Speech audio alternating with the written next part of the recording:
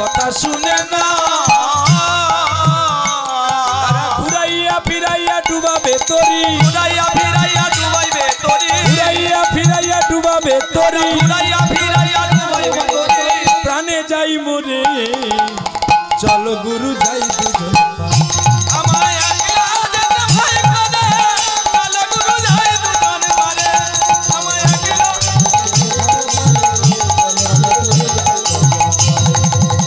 চলো গুরু যাই দুজন পারে চলো গুরু যাই দুজন পারে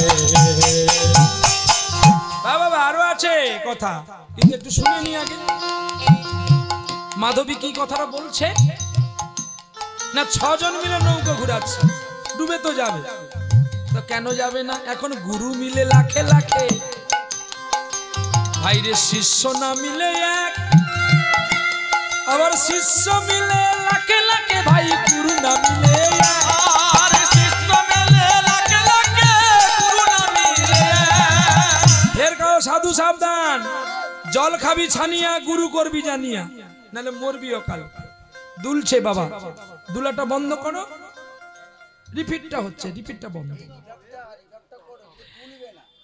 এই দেখো কি সুন্দর কথা বলে যেখানে সেখানে যদি গুরু করি তাহলে মার খেয়ে মরবি বলে কেন না তোর গুরু যদি মাছ খায় তোর গুরু যদি পেঁয়াজ খায় তার আহার শুদ্ধি না থাকে তাহলে তার শিষ্য কতটা যেতে পারে ওই বড় জোর হাই রোড পর্যন্ত আর পার হতে গেলেই চাপা খাবে তাই জেনে শুনে গুরু করবে যার আহার সূচি তার সব সূচি আর যার আছে রে ভাব ওরে মরণ কালে কৃষ্ণের কথার নয় রে তার অভাব আর মরণ কালে কৃষ্ণের কথা নাই রে তার অভাব ওরে ডাকো তারে নয়ন জলে ও ডাকো তারে নয়ন জলে ওরে ডাকো তারে নয়ন জলে ডাকো তারে আসিলেও তিনি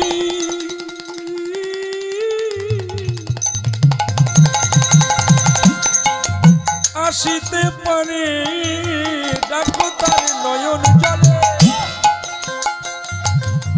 সাধু কয়ে বেদবানে যতন করিয়া যদি ভক্তি করে ডাকো তারে আসে রে তারিয়া সকল বাধা ফেলিয়াই আমার জনার্দন হরি আনন্দে বাজায় বাঁশি কত যত্ন করি ওরে রাধা নামে সাদাবাসী শোনো যত্ন করে শ্রী গোবিন্দ দাসে বলে মনের হরি ডাকো তারে ডাকো তারে একবার ডাকো তারে ডাকো তারে ডাকো তারে ডাকো তারে ডাকিলে তিনি আসতে পারে ডাকো তারে ডাকো তারে ডাকলে তিনি আসতে পারে ডাকো তারে চলো গুরু যাই দুজন পারে আমায় একলা যেতে ভয় করে চলো গুরু যাই দুজন পারে গুরু গো চলো গুরু যাই দুজন পারে আমার একলা গুরু গো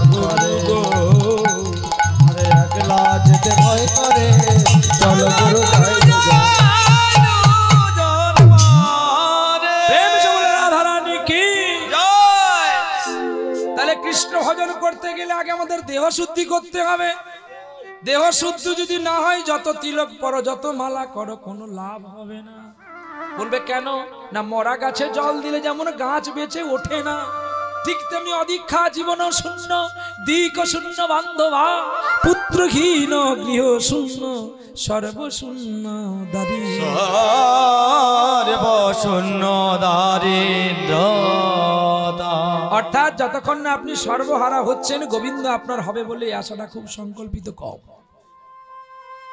রঘুনন্দন এসে গেছে ছেলে চোর তো চোরকে চোর চিনে হ্যাঁ দেখো শালা নিজেও নাড়ু খেয়েছে বলছে গোপীনাথ খেয়েছে 8টা নাড়ু আমি খেয়েছি 1টা নাড়ু এই রঘুনন্দন এই দেখেছে দেখো রঘু তুই তো ভারী চোর আর চোর নালে চোরের সঙ্গে বন্ধুত্ব কেউ করে নিতাই গৌর বাহ পরিবারের সবাই ভালো ভালো নাম রেখেছে গো সন্তানের যেই নাম হতে জীব মুক্তি পাবে বাহ, সত্যি আপনারাও প্রতি বাড়িতে এমনি করে সন্তানের নাম রাখবেন, তাহলে দেখবেন আপনাদেরও বাড়ির অনেকগুলো মুক্তির সন্তান হবে। এই রিপিটটা বন্ধ বাবা, এমনি করে রাখবেন বাবা। চলো, ভগবান কৃষ্ণ অনাদির আদি গোবিন্দের নাম গাইছে বৃন্দাবনে একটি কন্যা, নাম তার মাধবী। জন্মেতে তার মা নেই, বাবার স্নেহেতে বড় হয়েছে। খুব সুন্দর সুন্দর গান করে, গোবিন্দের চিন্তা করে। আর সকাল বেলায় ঘুম থেকে উঠেই স্নান করে ফুল চয়ন করে মালা গেঁথে মাধবকে পরায়। যার শ্রদ্ধায় গোবিন্দ বড় খুশি হয়ে যায়। আর এখানে কর্মবাদী গ্রামের কাছে নবগ্রামের গ্রামে মানুষ একজন নাম তার মাধব জানি। মাধব জানি বাল্যকালে পিতামাতা হারা সন্তান অসহায় জানি। অসহায় জানি এটাই সত্য কথা। উত্তমে উত্তম মিলে অধমে অধম, আর উত্তমে অধমে কবু না হয় মিলন। তাহলে উত্তমকে উত্তম চেনবে, অধমকে অধম চেনবে, উত্তমে অধমে কখনো মিলন হয় না। তাই আজকে মাধবেরও কেউ নেই আর মাধবীর মা না। মাধব 4টি চাকরি করে, কিন্তু চাকরিটি যে কি কেউ জানতে পারে না। বাহ, সকাল বেলায় মাধবে আমার ঘুম থেকে উঠে স্নান করে বৃন্দা দেবীকে জল দেয়, সূর্যদেবকে জল দান করে, আর তিলক পড়ে। আর তিলক পড়তে পড়তে কি বলে যেন, রাধা কৃষ্ণ প্রাণ মোর যুগল কিশোর, রাধা কৃষ্ণ প্রাণ মোর যুগল কিশোর, জীবন মরণ কালে গতি নাই মোর।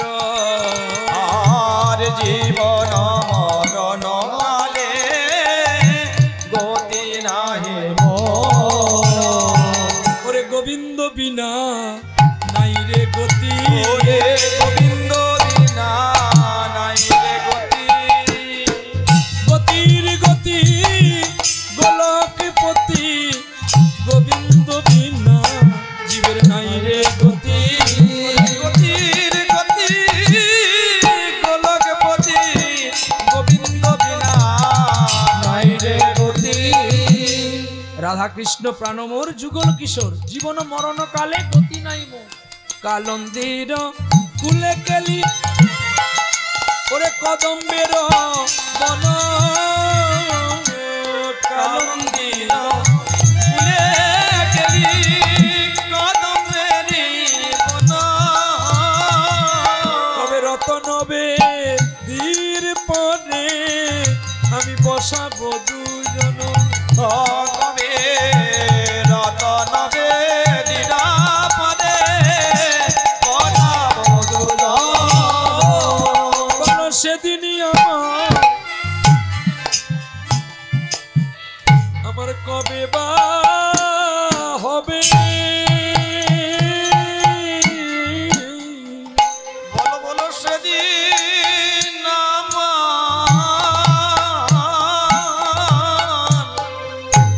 কবে বা হবে।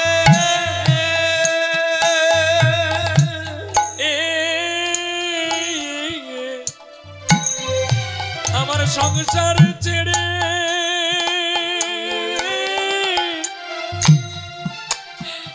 দেহটাই আমার কাঙাল হবে। বলো বলো সেদিন আমার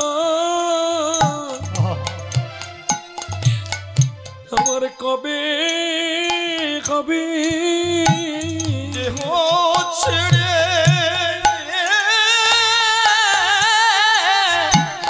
কাঙাল হবে, বলো সেদিন আমার কবে বা হবে। কান গাইছে আর গাইছে রাধা কৃষ্ণ প্রাণমর যুগল কিশোর। সত্যি তো যুগল ছাড়া উপাসনা করতে নেই, যুগল ছাড়া সাধনা করলে সাধন ব্যর্থ হয়। সেই যুগল উপাসনা শ্রেষ্ঠ সাধনা। তাই যখনই ডাকবেন কাউকে রাধা কৃষ্ণের যুগল ছাড়া সাধনা করলে সাধন ব্যর্থিত হয়ে যায়। কারণ রাধা কৃষ্ণ একই আত্মা, দুই দেহ ধরি অনন্যে বিরাজ করে রস আস্বাদন। রাধা কিন্তু প্রকৃতি নয়, রাধা কিন্তু কৃষ্ণ, কিন্তু তিনি দুটি রূপে বিভাগে দাঁড়িয়ে আছে। রাধা কৃষ্ণ একই আত্মা, দুটি দেহ ধরি। আহা, কারণ নিজেই পুরুষ আবার নিজেই প্রকৃতি। তাই যুগল ছাড়া যেমন উপাসনা হয় না, তাহলে আমাদের যুগল আরাধনাই করতে হয়। এদিকে রাধা কৃষ্ণের প্রার্থনা করছে, গাথিয়া মালতীর মালা দিব দুহার গলে, দিব দুহার গলে, অধরে তুলিয়া দেব কর্পূর তাম্বু, কর্পূর তাম্বু, শ্যাময় অঙ্গে দিব চুয়া চন্দনের গন্ধ, চন্দনের গন্ধ, আমার দুলাভ কবে আমি হেরব মুখ চন্দ্র, আমি হেরব মুখ চন্দ্র, রূপ রঘুনাথ পদে রহু মোরা কুতি, রহু মোরা কুতি, কবে আমি হেরিব তোমার যুগল মূরতি, যুগল মূরতি, রূপ রঘুনাথ পদে রহু মরয়া, রঘুমরয়া, প্রার্থনা করেন সদা নরোত্তম দা, নরোত্তম দা। বাহ, বড় ভালো লাগলো। একটি জিনিস কি জানেন, এখানে সকলেই বোধহয় প্রসাদী, প্রায় সবাই তিলক পরেছে, মালা রেখেছে, বাহ সুন্দর। আরো ভালো লাগলো, এখানে কোলাঘাট কাছে রূপনারায়ণ অনেক দূর থেকে এসেছে, সেই কোথায় ঠেকুয়া, এক পাগল আর এক পাগলি এসছে। এ বাঁদর যেখানে যাচ্ছে তারা ছাড়ছে না, চলছে গুটি গুটি করে, ওই পেছনে বসে আছে। কৃষ্ণ নামের এতই পাগল তারা, বাড়ির সংসারে সকল কাজ ফেলে দিয়ে, ছেলে মেয়ে সবাইকে ফেলে দিয়ে ছুটে এসছে হরিনাম কৃষ্ণ নাম শোনার জন্য। আর জন্মে ব্যাংকে রেখেছিল, এই জন্মে তুলে তুলে খাচ্ছে, আবার সরে যাচ্ছে বলে আবার সঞ্চয় করে নিচ্ছে। তাই বাহ, সত্যি। হ্যাঁ, এই শম্ভু আবার কি বলছে শুনেছো? বলে কাজ নেই বলে চলে এসছে, বলে কাজ থাকলে কি আসতো, আজকে গাড়ি লোড নেই বলে চলে এসছে। কি কথা দেখো, এনে এমনি মজা করছে, কিন্তু মাইন্ড নিও না। সত্যি এত ভালোবাসে বলে তাই এরা ছুটে আসে সত্যি। আর এমন ভাবে মিশে গেছে না আমাদের সঙ্গে, মানে মনে হয় যেন আমাদের বাড়িরই মানুষ, এমনটি হয়নি। তাই গৌর হরি বল। চলো দেখুন, মাধবের মা, মাধবীর বাবা চিন্তা করছে আমার মাধবী বড় হয়ে গেছে, একে তো আমায় বিয়ে দিতে হবে, কিন্তু আমি কি করব? আর মাধবী আমার গীতা পাঠ করছে ভগবানের কাছে বসে বসে। গীতা পাঠ সমাপ্ত করে গুহ্য 16টি গুহ্যের নাম সমাপ্ত করে এইবারে তারব্রহ্ম 16 নাম 32 অক্ষর জপ করে বাবাকে প্রণাম করছে। ওগো বাবা গো, তুমি আমার প্রণাম গ্রহণ করো। বলছে, মা রে, তুই যে প্রণাম করছিস আমায়, এত পথে আমিও যেতে পারিনি, আমি তোর প্রণাম নিতে পারবো না মা, তুই আমায় ক্ষমা কর। বলছে, কেন মা জননী তুমি এমন করছো কেন? বলছে, মা রে, আমি আচারে নাই, তুই আমার আচারিয়া হয়ে গেছিস, সদা প্রসাদ পাস আর গোবিন্দকে ডাকিস ভক্তি করে, তোর ভক্তিতে ভালোবাসায় আমি বড় তুষ্ট হয়েছি, যে জায়গায় আমি যেতে পারি না। বাবা, তোমাকে আজকে একটা আমি ভালো কথা শোনাবো, তবে বল দেখি। বাবাকে নিয়ে মাধবী বসেছে, আর আপনারাও বসেছেন যেমন হরি কথা শোনার জন্য, কিন্তু আপনারা জানেন না আপনারা কত বড় আমার চেয়ে, আপনারা কত জ্ঞানী আমার চেয়ে সেটাও জানেন না, সেটাও জানেন না। কৃষ্ণ নিজেই বলেছে, ভক্তই আমার মাতা পিতা, ভক্তই আমার গুরু, ভক্তই আমার গুরু, ভক্তরা রেখেছে নাম বাঞ্ছা কল্প, বাঞ্ছা কল্পতরু, ভক্তের চরণ ধুলি লইবার লাগি নন্দসুত হরি, নন্দসুত ভবনে প্রকাশী হলেন গৌর রূপ ধরি।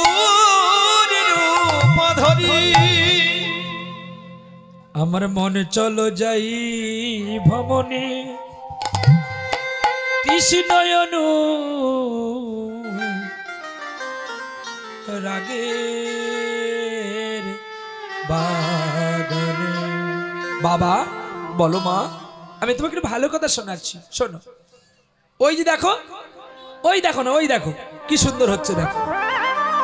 এই যে এই যে এই যে কথা হচ্ছে কেন? আরে না না, আপনাদের বলছি না, অনেকে ঘুরে দেখছে। না না, আপনাদের বলবো না, আপনারা কথা বলতে পারেন, কারণ গন্ডির বাইরে আপনারা আছেন। আর এখানেও গন্ডির বাইরে প্রসাদ পাওয়া হচ্ছে, মানে কথা হবে, কিন্তু গন্ডির মধ্যে যারা কথা বলবে আমি দেখে নেব, এটাই চান। এখন মাধবী পাঠ করে শোনাচ্ছে বাবাকে, আর বাবা হয়েছে শ্রোতা, আর বক্তা হয়েছে মাধবী। দেখো, প্রতিদিনই আমরা সন্তানকে শোনাই হরি কথা, কৃষ্ণ কথা, কৃষ্ণ কথা। আজকে মাধবী শোনাচ্ছে তার বাবাকে হরি কথা। বাবা গো, কুরুক্ষেত্র ধর্মক্ষেত্র, কুরুক্ষেত্র সমবেতা যুজিত সভা, মামকা পাণ্ডব শৈব কিঙ্কুর্বত সঞ্জয়। বাবা, কুরুক্ষেত্রে একটা বীর ছিল। কে রে বাবা? জানো তার নাম কি? তার নাম অর্জুন। বলছি অর্জুন? বলছি হ্যাঁ বাবা, অর্জুন। অর্জুন একদিন মনে মনে করলো আমার মতো বড় যোদ্ধা কেউ নেই, তাই বেকার এই শালা সম্বন্ধীকে মেরে কি লাভ হবে, তার চেয়ে বরঞ্চ আসতে তাড়াতাড়ি বলে নে কি কথাটা বাকি আছে, সেরে নে তাড়াতাড়ি। পাগলি বকে দেবো যখন বুঝতে পারবি। আনমনা হলে কি হয়, ভালো জিনিস শোনা যায় না। মা আমাকে বলেছে, মা ঠাকুর যে গান কম করবে, শুধু তত্ত্ব কথাগুলো বলবে। ঠিক আছে, আমি মাধবীকেও ছোট করে দেব, যে শুধু তত্ত্ব কথাগুলো বলে বলে যাব, যেগুলো লম্বায় ছোট না করবো। এটা পান দিয়ে ডাকে, পরশুদিন দেখে এসেছে জানি। হ্যাঁ, ও বাবা রে, নিতাই চান, নিতাই চান। মানে এই বাড়িটা দেখে ওর দুজন ভয়ে পড়ে গেছে, বলে এখানে ভূত থাকে। মানে বাড়িটা খুব প্রাচীনতম তো, আর গাছ হয়ে গেছে, ভয় পড়ছে। তোমার মনের যে 5টা ভূত, ওই বেরিয়ে গিয়ে তোমাকে ভয় দেখায়। আরে কৃষ্ণ নাম যারা করে তারে আবার ভয় কিসে? তারে আবার ভূত ধরে নাকি? তারা নিজে ভূত বলে তাই ভূত ধরে নাকি? ভুল বললাম? কৃষ্ণ নাম যারা ভক্তি করে জপে, তাদের দেখলে ভূত পালায়, আর তাদের কিনা ভূত ধরে। তাহলে তোরা ঠিক করে ডাকিস নি, এরাও তো ডাকেনি সত্যি। একজন তো হ্যাঁ শুধু ঘষে যাচ্ছে, আর একজন টুং টুং টুং টুং টুং টুং টুং টুং। তাহলে আর কি করে বলো? তারা যদি না ধরে, না ডাকে, তাহলে তাদেরকে ভূত ধরবে নাকি আমাকে ধরবে? তাই চান।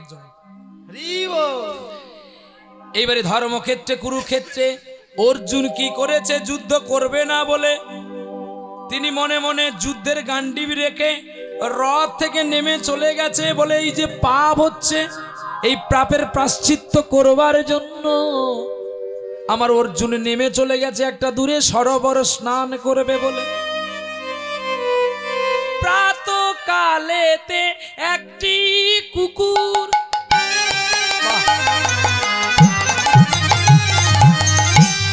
সরোবরে স্নান করি, সরোবরের এক তীরে পড়ে আছে দেহ, যাই রে তরা করি। সরোবরে পড়ে আছে একটি দেহ, যাই রে তারা করি। সরোবরের তীরে পড়ে আছে একটি দেহ, আর যাচ্ছে তরা করি দেহটাকে খাবে বলে। এই দেখো, দীক্ষা নিলে কি হয়, দীক্ষা না নিলে কি হয়। কন্যা বাবাকে বোঝাচ্ছে, বাবা গো দীক্ষা না নিলে কোনো কিছু হয় না। আহা, সাত্বিক আহার করো, সদ্গুরুর কাছে আশ্রয় করো, দেখবে তোমার কোনোদিন অভাব রবে না। আর অভাব কার জানো? লোভ কার জানো? পাপ কার জানো? যার গাড়ি আছে আরো গাড়ির চিন্তা করে, সে বড় পাপী। যার বাড়ি আছে সে বাড়ির চিন্তা করে, সে পাপী। যার বিষয় আছে আরো বিষয় লোভী হয় সেই পাপী। লোভটাই তো পাপ। কৃষ্ণ যেটুকু দেয় ওটুকুই সন্তুষ্ট হতে হবে। কারণ তুমি তো আর একা নয়, তোমার মতো আরো কয়েকজন আছে। যেমন এখানে আপনাদের এই যে কোলাঘাটে যে গ্যাস ছাই, কেউ টাকা ঘুষ দিয়ে একটু আগে একটা ট্রাক লাগিয়ে দিচ্ছে, দুটো মাল যদি 2-4 বার বইতে পারে তার সংসারে 2 টাকা বেশি আছে, এটা লোভ। তো তুমি কি একা ট্রাকম্যান, আর কি কেউ নেই? ঠিক তেমনি আমাদের লোভটা সম্বরণ করতে হবে। ঈশ্বর যদি মনে করে তোমাকে একদিনে বড় লোক করে ফেলবে, করবে, আর নালে সারা জীবন তুমি খেটে মরবে, তুমি কিচ্ছু করতে পারবে না। নাকি ভুল বললাম? আপন ইচ্ছাই জীবে কোটি বাঞ্ছা করে, তাহার ইচ্ছা ছাড়া জীবের আশা নাই পুরে, আশা নাই পুরে। তুই এখন কুকুরটি গেলেন সরোবরের তীরে, অর্জুন বলে কুকুরটা কেন জলে চান করে সকালবেলায় গেল? ওই দূরে একটা গলিত শব্দ পড়ে আছে, ও বাবা এখন শুকে শুকে যাচ্ছে, খাচ্ছে না কেন? অর্জুন তখন ভালো করে দেখছে। দেখার পরে অর্জুন দেখছে আর কুকুরটা ভালো করে শুকতে শুকতে এসে আবার জলে স্নান করে এইবারে গান গাইতে গাইতে চলছে গো, জয় রাধা মাধব কুঞ্জ বিহারী, জয় রাধা মাধব কুঞ্জ বিহারী, গোপীজন বল্লভ গিরিবর ধারী, গোপীজন বল্লভ গিরিবর ধারী, জয় রাধা মাধব তুমি কুঞ্জ বিহারী, জয় রাধা মাধব কুঞ্জ বিহারী। এসো এসো দয়াল হরি, এসো এসো দয়াল হরি।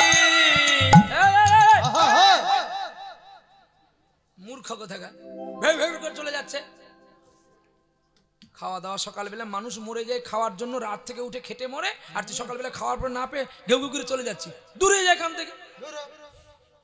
হ্যাঁ, কুকুরকে যেই গালি দিল, কুকুর তার দিকে ঘুরে ভেউ ভেউ করে গাল দিল। তখন অর্জুন বলে, বা আমি তোকে এই কথাটা বলার সঙ্গে সঙ্গে তুই আমায় ঘেউ ঘেউ করছিস, মানে তুই কিছু বললিস? তা তোকে আমি জ্ঞান দিলাম, দিব্য জ্ঞান, তুই মানুষ রূপে কথা বল, তুই আমায় কি বললি? সঙ্গে সঙ্গে কুকুর বলছে, আমি নাই মূর্খ, কিন্তু তোমার মতো তো মহামূর্খ নয়। তবে রে ওকে আজকে একদম আমি মেরে ফেলবো। বলছে আপনারা এটা শিখে রাখবেন, যদি কেটে যায় একটি আয়ুর্বেদিক প্রোডাক্ট আছে, এটা আপনারা লাগাবেন, সঙ্গে সঙ্গে ভালো হয়ে যাবে, রক্ত সঙ্গে সঙ্গে বন্ধ হবে। একটু চুন নেবেন, একটু সোডা মাটি নেবেন, একটু কার্বাইড নেবেন, একটু লবণ নেবেন, ভালো করে লঙ্কা গুঁড়ি নেবেন, ভালো করে মিশিয়ে কাটার উপরে লাগিয়ে দিবেন। হ্যাঁ, আর যদি পারেন চতুর্দিকে একটু বিচুতি পাতা লেগে দিবেন, দেখবেন সঙ্গে সঙ্গে আপনাদের ব্লাড বন্ধ হয়ে যাবে। বলে কেন? না এই কথাটা শুনে তাই মনে হলো। অমনি পাথর তুলেছে কুকুরকে মারবে, আর কুকুর তার প্রতি উত্তরে বলছে, তুমি যদি এত বড় যোদ্ধা তাহলে কুরুক্ষেত্র ছেড়ে ভয়ে কেন সরোবরে পালিয়েছ? কি হলো? আপনার রাগ হবে না আনন্দ হবে? হ্যাঁ, আমি তোকে মূর্খ বলেছি আর তুই আমাকে মহামূর্খ বললি, চল আমার বন্ধুর কাছে চল। এই বলে কুকুর বলে তাহলে চলো। এই বলে কুকুর আগে আগে চলছে, অর্জুনের আর স্নান করাটা হলো না, অর্জুনের পেছনে পেছনে চলছে। এইবার পেছনে পেছনে গিয়ে গান্ডীব নিয়ে বসে আছে রথের সারথি হে কৃষ্ণ। জানে অর্জুন কৃষ্ণ দেখেনি আমি যে স্নান করতে গেছি। তো তখনই সখা অর্জুন গিয়ে কৃষ্ণকে বলছে, সখা না, হ্যাঁ তুমি তুমি কোথায় গিয়েছিলে? আরে আমি তো দেখিনি। না সখা, আমি গিয়েছিলাম ওই সরোবরে স্নান করতে, এই কুকুরটা আমায় মূর্খ বলেছে। এই তো ভারী অন্যায়। তবে রে আমার বন্ধুকে মূর্খ বলবি? তুল থেকে তীর নিয়ে কুকুরটাকে মারবে গেছে। তখন অর্জুন বলছে, দাঁড়া দাঁড়া, তুমি একে মেরে দিও না, মেরে দিলে তো মরে যাবে। তখন কুকুরটা বলছে, আমার কি এত সৌভাগ্য হবে দয়াল যে তোমার হাতে আমার মৃত্যু? হে জনার্দন, আমি যদি পুণ্য করে থাকি তবেই না হবে। আমি যদি পুণ্য না করি তাহলে তোমার হাতে কি আমার এই পাপিষ্ঠদের মৃত্যু হবে গো? কখনো হবে না জনার্দন, কখনো হবে না।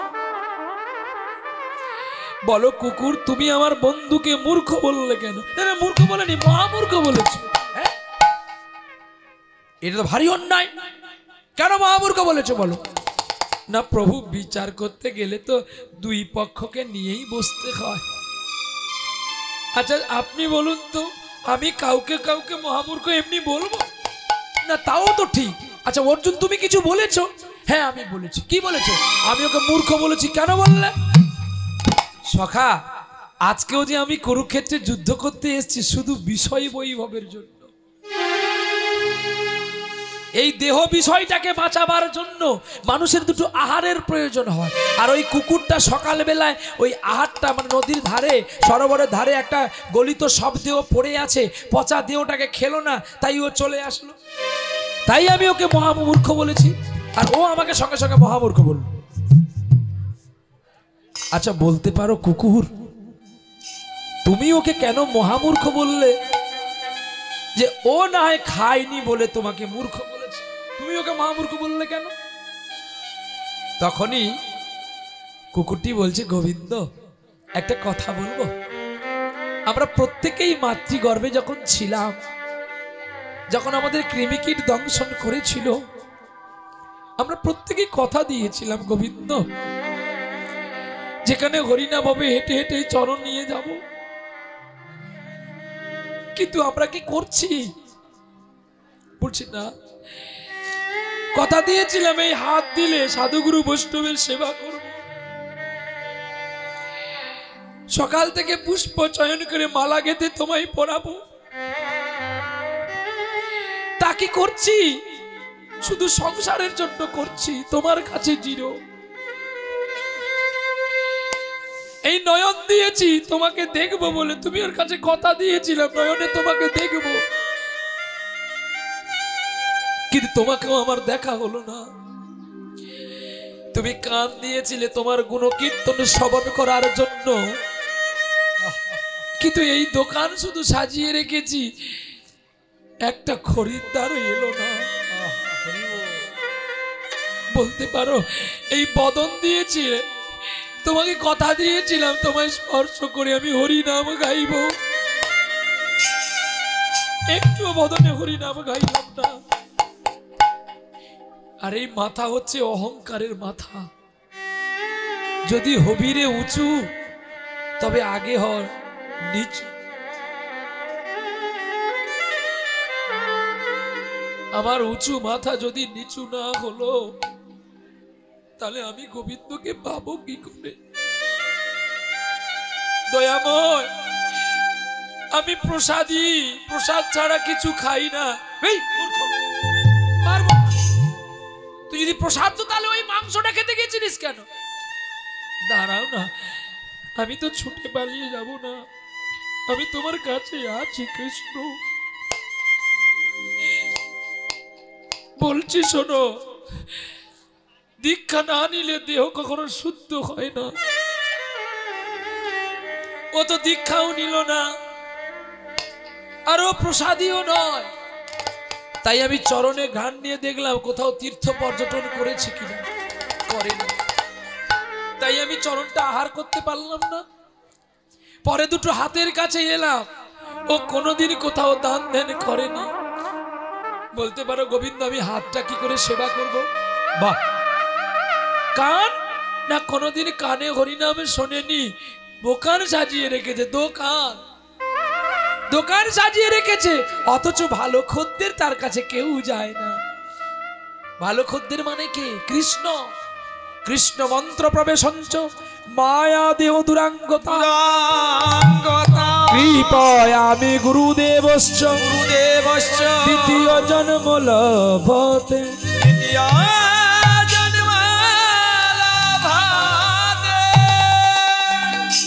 তাহলে আমাদের মনে যদি কৃষ্ণ মন্ত্র না প্রবেশ হয়, মায়া যদি দূরে না যায়, তাহলে আমরা ভগবানের ভজন করব কখন? তাই গোবিন্দ আমি কানও সেবা নিতে পারলাম না। নয়নে গেলাম, কখনো তোমাকে দেখেনি, নোংরা ছবি দেখেছে, নোংরা পথ দেখেছে, নোংরা আচরণে চিন্তা করেছে, দেখেছে। আমি নয়নও খেতে পারিনি। বেশ, তোমার মুখ না প্রভুও মুখেও কোনোদিন হরি নাম বলে না। একবার বলো রে মধুমাখা হরি নাম বলো রে, একবার বলো রে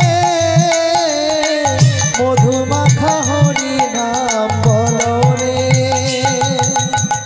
নামের গুণে জগাই মাগাই উদ্ধার হইয়া গেল রে মধুমাখা হরি নাম বলো রে। একবার বলো রে মধুমাখা হরি নাম বলো রে।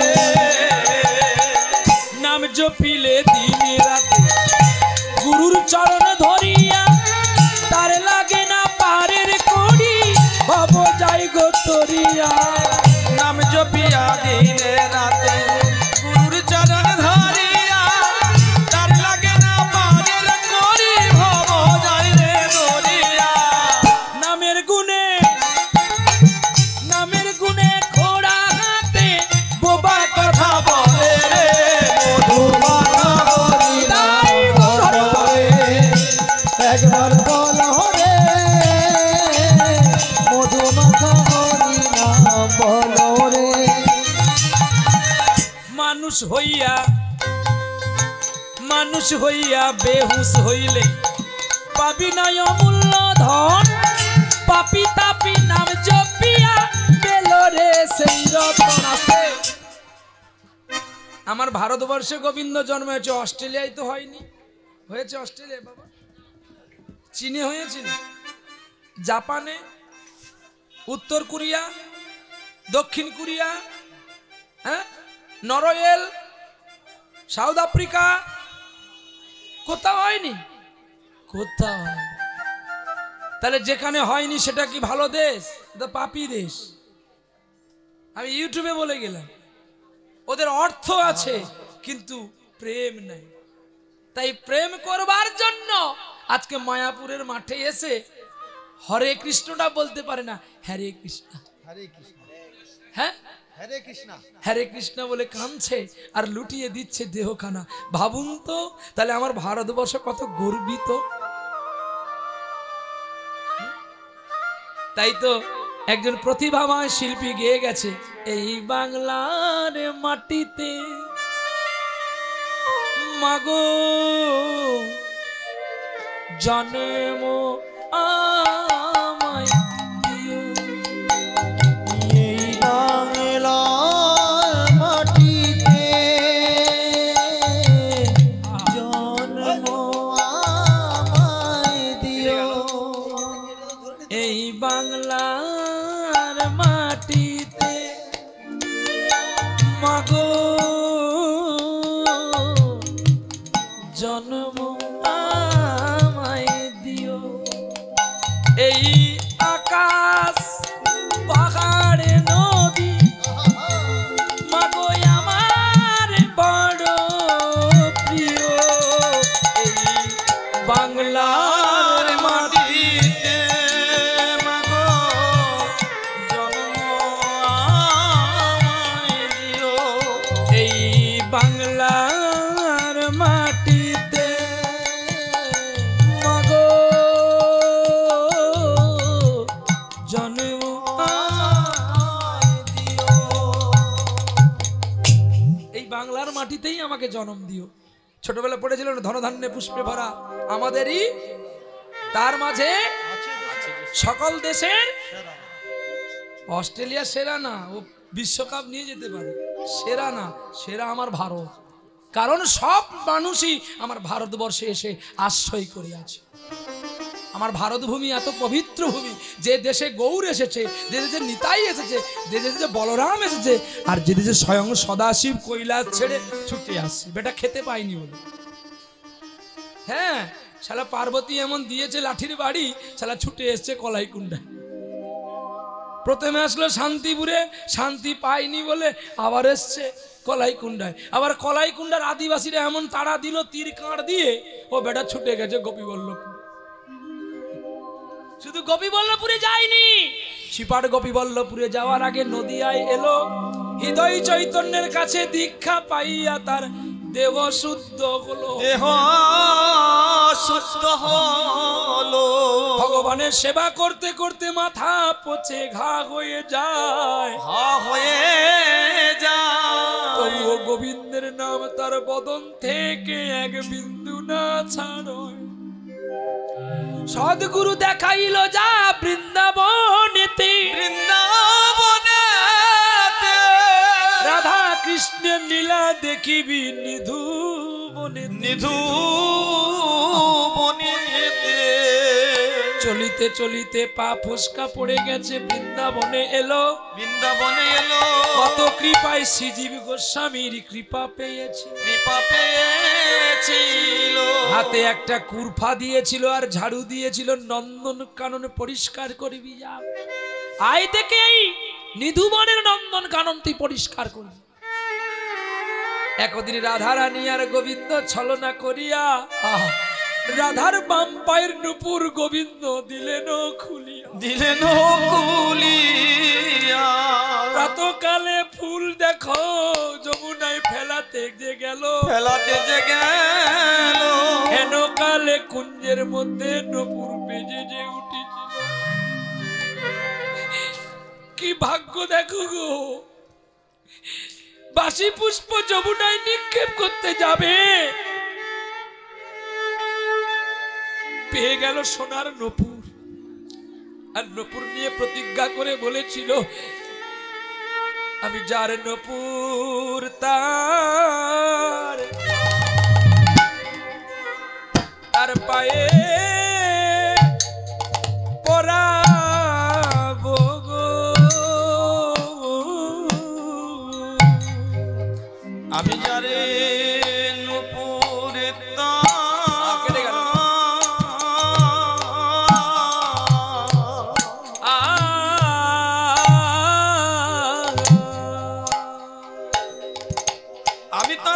আমি তার পায়ে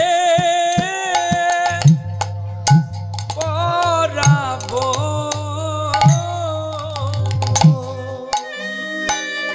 আমি অন্য কেউ চাইলে নাই দেব। কি সাধনা কুড়নির মধ্যে বেঁধে রেখেছিলেন নপুরকে, অনেক কষ্টে রাধারানীর কৃপা পেয়েছিল।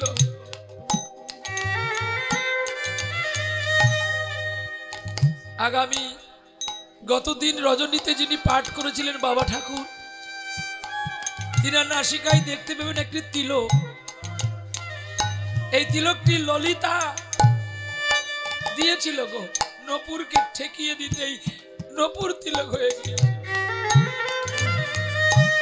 এই নপুর তিলকের জন্য হৃদয় চৈতন্যের কাছে শ্যামানন্দকে অনেক মার খেতে হয়েছিল। তুই গুরুদ্রোহী, তুই দূর হয়ে যা। গোবিন্দ স্বপ্নে বলে দিল, ওরে হৃদয়, এতদিন আমি তোর হৃদয়ে ছিলাম, আজকে আর নয়। তুই কাকে মেরেছিস দেখ। গোবিন্দ ফিরে দাঁড়ালো। আহা, আপনারা অনেক জায়গায় বিগ্রহ দেখেছেন ঠিকই, তবে একবার যাবেন সদাশিব শ্যামানন্দ হয়ে যে গোপীবল্লভপুরের যুগল মূর্তিকে দেখলে, আহা, 5টা না বাজলে আপনি প্রসাদ পাবেন না। কেন? গোপাল গোচারণ থেকে না আসলে সেবা হবে না। আমি অনেক কষ্টে একবারই একটু ঠাঁই পেয়েছিলাম কীর্তন করার জন্য, যেখানে এখনো দণ্ডমোৎসব হয়। আহা, এখনো কাক ছুটে আসে প্রসাদ পাওয়ার জন্য, কাক মৎসব, যেটা অন্য কোনো তীর্থে হয় না, অন্য কোনো ধামে হয় না। সত্যি আপনি যদি গুপ্ত বৃন্দাবনে যেখানে শ্যামানন্দ প্রভু সাধনা করেছিল, ওই কাজটা যদি একটু দাঁড়িয়ে যদি একটু চোখটা বন্ধ করেন, মনে হয় যেন আপনি বৃন্দাবনের সব দেখতে পেলেন। আহা, গুপ্ত মানে গোপন, গোপনের বৃন্দাবন করেছিলেন শ্যামানন্দ প্রভু। আর যেখানে এসেছিলেন মা জানকী দেবী ত্রেতা যুগে, একটু গেলেই দেখতে পাবেন। পঞ্চবটী বন। আহা, এখনো পর্যন্ত সেই বাল্মীকির আগুন জ্বলছে। আমি কি অমৃতময়, সত্যি অমৃতময় জায়গা গো। আরে কেন বা হবে না, অমৃতময় জায়গা ছাড়া কি গোবিন্দ লীলা করতে আসেন? চল। যখন কুকুরের কথাগুলো সব বললো, কুকুর যখন সব কথাগুলো বললো, অর্জুন তখন চমকে গেছে, তুমি কে? আহা, তখন স্বয়ং ইন্দ্ররাজ, দেবরাজ ইন্দ্র রূপ দেখিয়েছিলেন। ইন্দ্র তুমি? বলছে হ্যাঁ প্রভু আমি। তুমি কুকুর হয়েছিলে কেন? না আমার পুত্রের অহংকারটাকে চূর্ণ করব বলে। আচ্ছা এখানে বোধহয় আমাদের একটু বোঝা ভুল হয়ে গেল না? অর্জুনের বাবার নাম তো পাণ্ডু আগে, তাহলে এখানে কি করে বলছে ওর মানে অর্জুনের বাবার নাম ইন্দ্র মহারাজ? বলছে হ্যাঁ, আমাদের ভালো করে একটু দেখে নিতে হবে। পাণ্ডু নিজে কোনোদিনই কুন্তির সঙ্গে আলিঙ্গন করতে পারবেন না, তাহলে তার মৃত্যু হবে। তাই পাণ্ডু অনুমতি দিয়েছিল কুন্তিকে যে তুমি, আমি তোমায় কৃপা করলাম, অনুমতি দিলাম, তুমি যারও কৃপায় আমার বংশের প্রদীপ জ্বালিয়ে তোলো। তাহলে এই যে 5 জনের মধ্যে জ্যেষ্ঠ পুত্রটি কে? কি গো বাবা? ও মা আপনারা বলুন। যুধিষ্ঠির। আচ্ছা গাছের আগের ফল বড় হয় না গাছের ছোট ফলটা বড় হয়? জ্যেষ্ঠ ফল কাকে বলা হয়? আগের ফলকে নাকি বাবা? তাহলে যুধিষ্ঠিরের আগে তো একজন জন্ম হয়েছিল, নাকি ভুল বলছি বাবা? মানে আপনারা যতটুকু আমাকে শিখিয়েছেন তাই বলছি। সত্যি আমি ইনাকে যখন প্রথম দিন দেখি আমি অবাক হয়ে গিয়েছিলাম। ঈশ্বর ঐশ্বরিক ক্ষমতা সকলের মধ্যে থাকে না। ঐশ্বরিক ক্ষমতা নয়নের তারা দেখলে বোঝা যায় ঐশ্বরিক ক্ষমতা কার মধ্যে কতটা ঈশ্বর প্রভাবিত করে। বাগানে সব ফুল ফোটে কিন্তু সবাই কিন্তু গোবিন্দের চরণ পায় না। কেউ শ্মশানে যায়, কেউ আবার রাস্তায় পড়ে থাকে, এমনি ছুঁড়ে ছেলেরা ফেলে দেয়, কেউ আবার গোবিন্দের মালা হয়ে দোলে। আর সবচেয়ে পবিত্র হয় যে গোবিন্দের চরণ। আমি সেদিন থেকে খালি ওই যেমন শকুন পাখি টেকে থাকে কখন ভাগাড়ে গরু পড়বে, আমি যিনি টেকে টেকে থাকতাম কবে পাবো কবে পাবো। আর সুযোগের সন্ধানে পেয়েছিলাম, বৈষ্ণবের চরণ পেলাম। নিতাই গৌরী প্রেমানন্দে হরি বল হরি বল। জানেন এখান থেকে আমাকে যেতে হবে সুন্দরবন।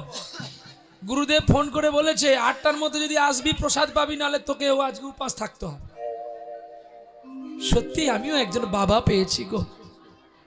সত্যি রাত দুপুরেও গেলে তিনি আমি কি খেয়েছি কি না খেয়েছি নিজেই উঠে রান্না করে আমায় দুটো সেবা দেয়। আজকে রোজগার করছি বলে না, যখন আমি ছোট্ট ছিলাম তখনও খাইয়েছে। উনি শুধু বাবা নয় গো, উনি যে ভক্তিমতী মা। তাছাড়া এত সন্তানের ব্যথা কেন নেবে বলো তো? বাবার তো শিষ্য কম নয়, প্রায় 20,000-20,000-এর ওপরে শিষ্য আছে। আপনার নাগাল্যান্ড থেকে, অরুণাচল প্রদেশ থেকে, মেঘালয় থেকে, আসাম থেকে, শিলিগুড়ি থেকে, এদিকে উত্তর 24 পরগনা, দক্ষিণ 24 পরগনা, মেদিনীপুর, কোথাও কম নেই। কিন্তু সবার চেয়ে মনে হয় আমি বেশি বাবার কাছে স্নেহ পাই। কোথায় কে একটা লাড্ডু দিয়েছে, ভগবানকে ভোগ দিয়ে গুছিয়ে রাখবে, কবে যাবো সে আমাকে খাওয়াবে। সত্যি একটা তিলের নাড়ু কে দিয়েছিল জানেন? সে তিলের নাড়ু কানাইকে ভোগ দিয়ে বলাইকে ভোগ দিয়ে রেখেছে, তার গায়ে আবার সাদা সাদা দাগ হয়ে গেছে, শাবলার মতো হয়ে গেছে। বলছে অনেকদিন হয়ে গেল, এটা তুই পেয়ে নে। আমি বাবা এটা, বলে কানাই যদি পায় তুই কেন পাবি না, পা। আমি মনে মনে ভাবছি এটা খেলে বোধহয় কিছু হবে, এই কেমন লাগছে। বাবা একটু আড়াল দিকে হয়ে যাবে, ফেলে দেবো। বাবা তখন বলছে ও আমি আড়াল হয়ে গেলে তুই ফেলে দিবি। আমি চমকে উঠি। এটি হচ্ছে সাধক, মানে আমার অন্তরের কথা যিনি জানতে পেরে যায় তিনি সাধক। দেখি আমি আনতে পারি কিনা, চেষ্টা করবো। সবার বাড়ি যায় না গো, খুব কম কথা বলে, নীরবে বসে থাকে, শুধু নামের মালা ছাড়া, কানাই বলাই ছাড়া আর কিচ্ছু চেনে না।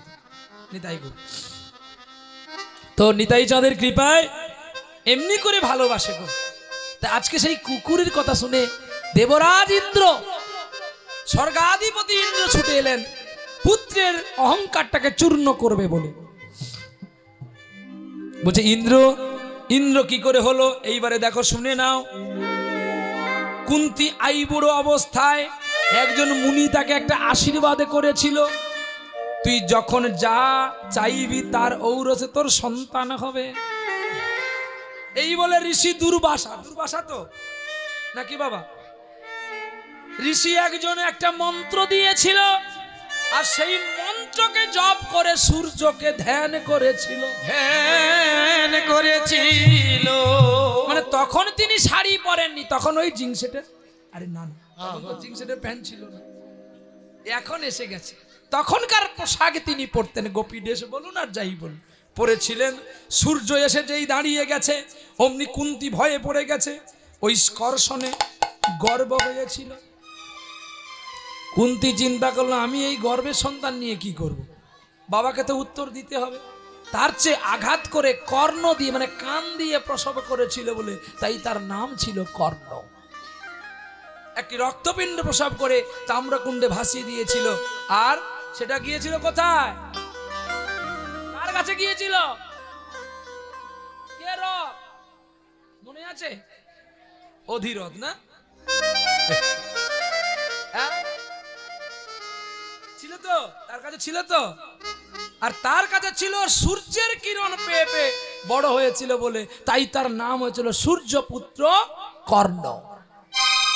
তাহলে যদিও সূর্যপুত্র কর্ণ হয়, কার গর্ভে এসেছিল, কুন্তীর গর্ভে।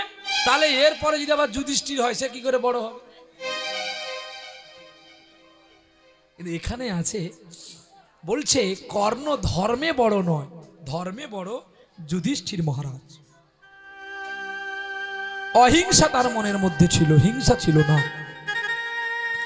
কুরুক্ষেত্রের যুদ্ধে কতবার বারণ করেছিল যুধিষ্ঠির যে আমার দরকার নেই, আমরা বনবাসে আছি, অনেক ভালো আছি। কিন্তু কৃষ্ণ নিজেই করেছিল যে আমি যদি যদুবংশ না ধ্বংস করি তাহলে তো হবে না, আমাকে ধ্বংস করতেই হবে। তাই তিনি নিজে ইচ্ছায় যুদ্ধ করেছিলেন। আবার সব বড় বড় বীরগুলো দুর্যোধনকে দিয়েছিল। এই তো কয়েকদিন আগের ঘটনা, কেরালাতে বিশাখাপত্তনমে এক বাড়িতে গিয়ে অশ্বত্থামা তেল চেয়েছিল, তেল। অশ্বত্থামা এখনো মরেনি তো, বেঁচে আছে। কৃষ্ণের অভিশাপ যে তুমি মৃত্যুর জন্য ছটপট করবে কিন্তু মৃত্যু তোমাকে ধরা দেবে না। আর তার মাথা থেকে মণি নিয়ে নিয়েছিল। কৃষ্ণ কোনো জিনিস করতে পারে না এমনটা নেই, চলো।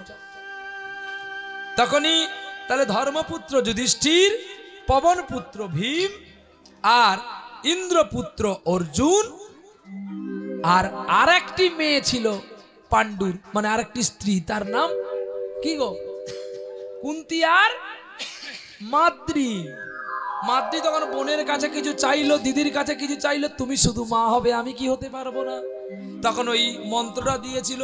আর অশ্বিনী কুমারকে শরণাপন্ন করতে দুটি সন্তান ছিল, কে কে, নকুল আর সহদেব।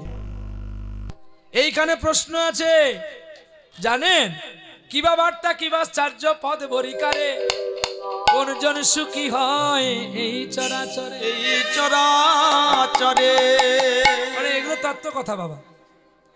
বলছে জল যদি তুমি খাও তাহলে তুমি আগে মরবে, তোমার এই 5 ভাই যেমন মরেছে। আর প্রশ্নের উত্তর যদি তুমি দাও তাহলে তোমার 5 ভাই প্রাণ পাবে না, যে কোনো একজনের পাবে। তো যুধিষ্ঠির মহারাজ উত্তর দিয়ে দিতেই তারপরে তুমি কার প্রাণটা আগে নেবে নাও। তখনই ওই বগরূপীকে বলেছিল আমাকে নকুলকে দাও। তখনই বগ বলছে কেন, তোমার নিজের ভাইকে না নিয়ে তুমি কেন নকুলকে চাইলে। তখনই যুধিষ্ঠির মহারাজ বলেছিলেন আমি জানি না তুমি বগরূপী কে, কারণ তুমি সাধারণ বক নয়, বক তো মানুষ রূপে কথা বলতে পারে না। তাই তোমাকে বলছি আমার 3টি ভাই চলে গেছে, কি 2টি ভাই চলে গেছে, আমি আছি, আমাকে নিয়ে 3 জন। আমার মা 2টি ভাই মারা গেছে শুনে কাঁদবে, তবু আমাকে জড়িয়ে ধরে কিন্তু আমার মাতৃমা কাকে জড়িয়ে কাঁদবে বলতে পারো? তাই আমি মায়ের জন্য